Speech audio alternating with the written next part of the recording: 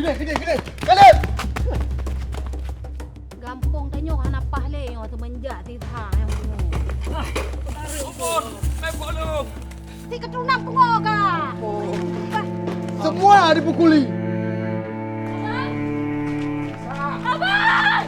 Mana yang lu anak lebang? Bini jajuli abang lu. Ayah sana.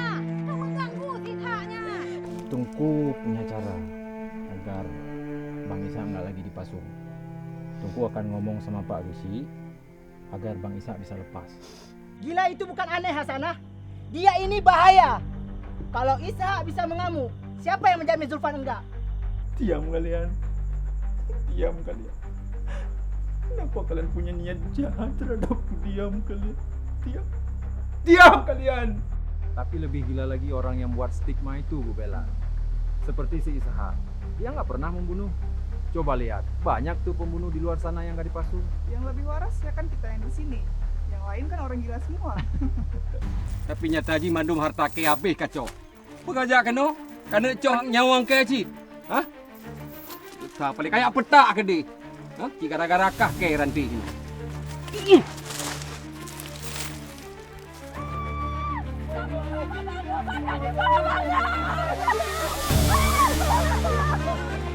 Fikri, Razak, stop, berhenti semua. Ishak sudah mengancam warga dan meresahkan. Ishak harus kembali dipasung. Kami pikir kau orang terpelajar. Punya niat baik. Ternyata niatmu itu menyesatkan. Kau lepas pula orang gila itu.